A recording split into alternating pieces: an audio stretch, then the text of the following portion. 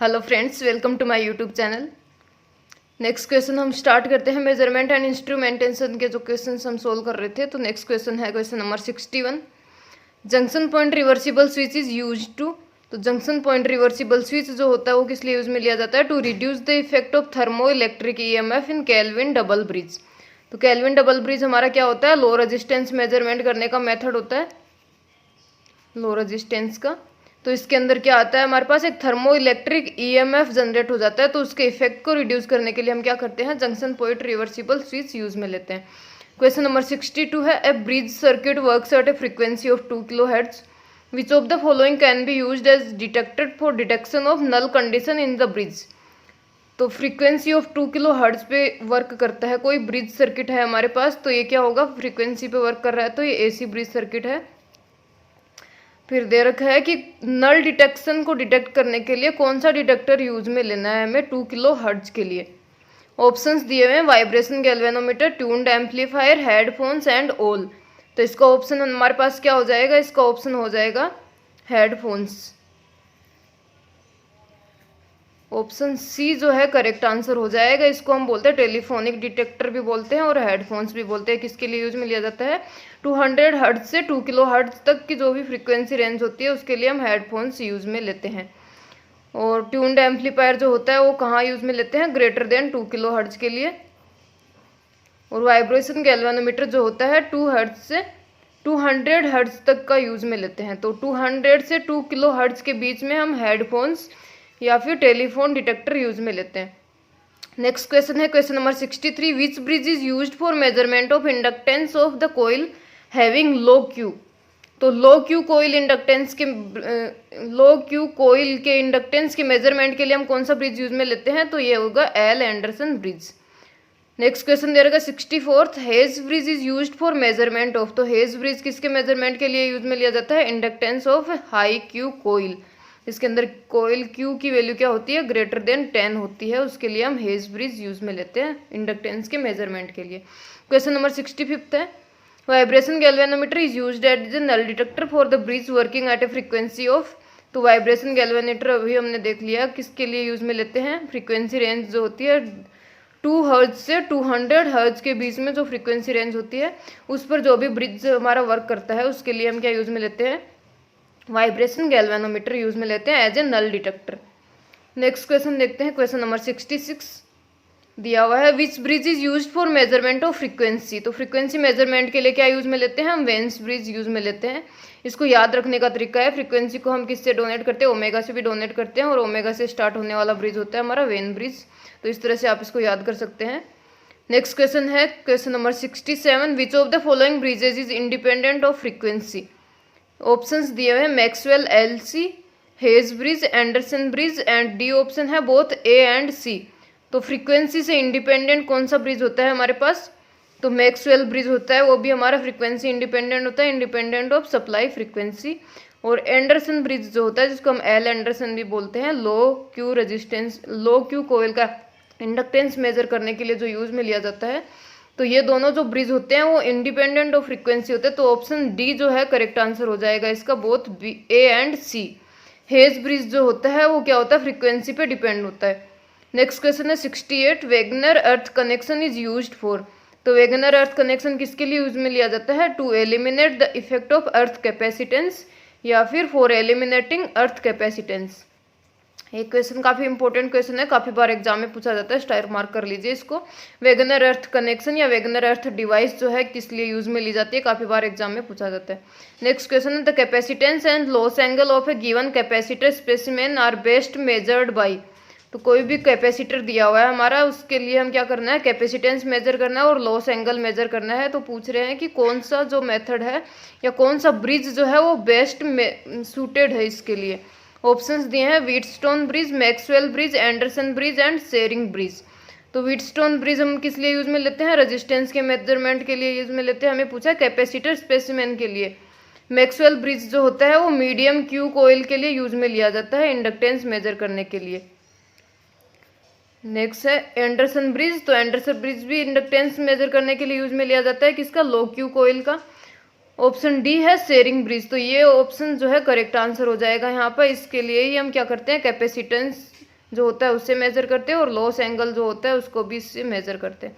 Next question है 70, Maxwell LC bridge is use for measurement of inductance of medium Q coil only.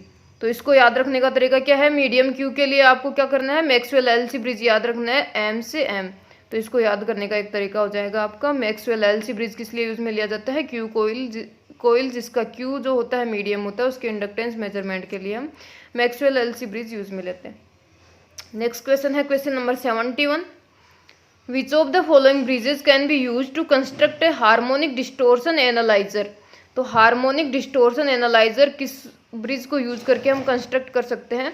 Options दिए हुए हैं, option A है Maxwell bridge, B Hay's bridge, Schering bridge and Wien bridge. तो harmonic distortion analyser के लिए हम किसको यूज करते हैं, वेन ब्रिज को यूज करते हैं। इसको भी याद रखने का तरीका है कि हार्मोनिक्स किस में आते हैं, फ्रीक्वेंसी फंडामेंटल के हार्मोनिक्स होते हैं। तो वेन ब्रिज किस लिए यूज में लिया जाता है, फ्रीक्वेंसी मेजरमेंट के लिए यूज में लिया जाता है। तो इस तरह से आप इसको याद कर सकते हैं। क्वेश्चन नंबर 72 है, विच of the following bridges is use for measurement of dielectric loss and power factor of a capacitor. Options दिए हुए हैं, मैक्सवेल ब्रिज, एंडरसन, डी सोटी और Tshering bridge.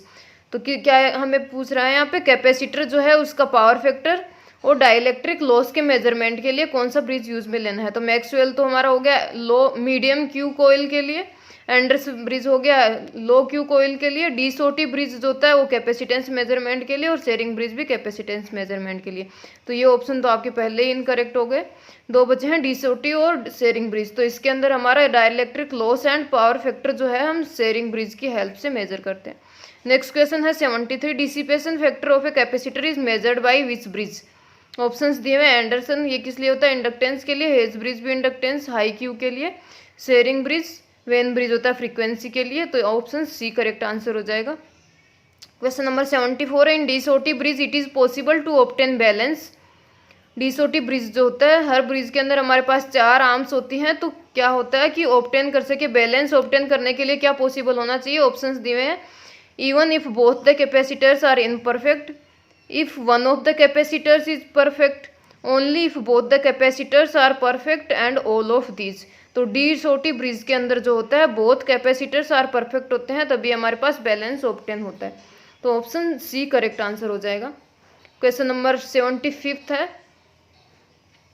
A Wheatstone bridge has got 3 resistances taken in clockwise direction as 120 ohm, 150 ohm and 150 ohm. The value of fourth resistance for null balance would be. तो पूछ रहे हैं कि 4 arms हैं, clockwise direction में दिया हुआ है, 3 रेजिस्टेंस हमारे पास दिए हुए हैं, और फोर्थ रेजिस्टेंस की वैल्यू क्या होगी नल बैलेंस को ऑब्टेन करने के लिए। ऑप्शंस दिए हुए हैं हमारे पास, तो इस क्वेश्चन को हम सोल्व करेंगे। तो ये काम करें, आप इस क्वेश्चन को सोल्व करें, इसका आंसर मुझे कमेंट बॉक्स में बताएं, फिर नेक्स्ट क्लास में हम इसका देखेंगे कि सही आंसर क्या है। क्वेश्चन नंबर 76 है, relative permeability is measured by. तो रिलेटिव परमेबिलिटी क्या होती है हमारे पास, म्यू आर। इसको किस ब्रिज की हेल्प से मेजर करते हैं हम, ओन्स ब्रिज जो होता है इसको माइक्रो ओन्स ब्रिज भी बोलते हैं। तो म्यू आर को आप माइक्रो ओन्स की हेल्प से याद कर सकते हैं। तो रिलेटिव परमेबिलिटी के लिए ओन्स ब्रिज को यूज में लिया जाता है। क्वेश्चन नंबर 77 है, mutual inductance is measured by which of the following bridges. तो म्यूचुअल इंडक्टेंस क्या होता है, हमारा एम होता है। इसको किस ब्रिज की हेल्प से मेजर करते हैं, तो ऑप्शंस दिए हैं, Maxwell, Anderson, hedge and Heaviside. तो मैक्सवेल किसके लिए यूज में करते हैं, मीडियम क्यू कोयल के लिए, एंडरसन जो होता है लो क्यू कोयल के लिए होता है, हेज जो होता है हाई क्यू कोयल के लिए होता है। ऑप्शंस क्या बचा हमारे पास, हैवीसाइड। तो हैवीसाइड ब्रिज जो होता है उसको हम म्यूचुअल इंडक्टेंस के लिए यूज में लेते हैं। एक दूसरा होता है हैवीसाइड, कैंपबेल ब्रिज भी होता है। ये दोनों ब्रिज जो है म्यूचुअल इंडक्टेंस मेजरमेंट के लिए यूज में लिए जाते हैं। क्वेश्चन नंबर 78 है, cathode ray tube works on the principle of. तो कैथोड रे ट्यूब CRT कौन से प्रिंसिपल पे वर्क करती है, थर्मोनिक इमिशन के प्रिंसिपल पे वर्क करती है। क्वेश्चन नंबर 79 है, the circuit generally used in digital instruments to convert sine wave into rectangular pulses. तो साइन वेव को रेक्टेंगुलर पल्स में कन्वर्ट करने के लिए हम किसको यूज में लेते हैं, स्मिथ ट्रिगर जो होता है उसको यूज में लेते हैं। एक क्वेश्चन भी काफ़ी बार एग्जाम में पूछा जाता है, तो इसको भी आप इंपॉर्टेंट मार्क कर लीजिए।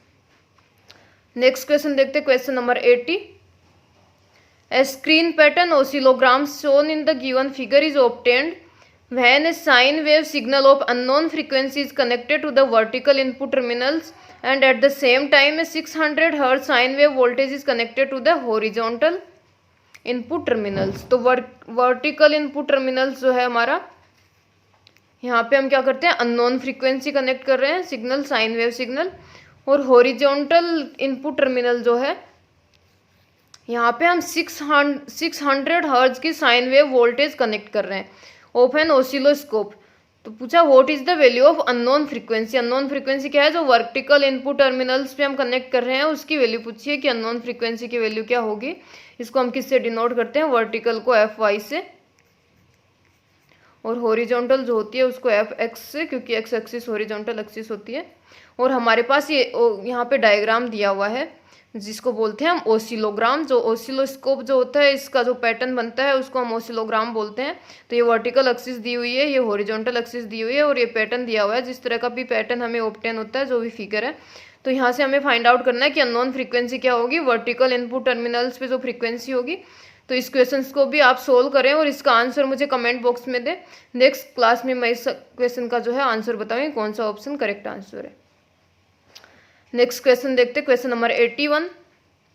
A dual trace CRO uses a CRT cathode ray tube having electron guns to generate 2 electron beams simultaneously। तो dual trace CRO जो होता है उसके अंदर हमारे पास क्या होती है, 2 इलेक्ट्रॉन गन्स होती हैं जिससे हम 2 इलेक्ट्रॉन बीम्स साइमल्टेनियसली जनरेट कर सकते हैं।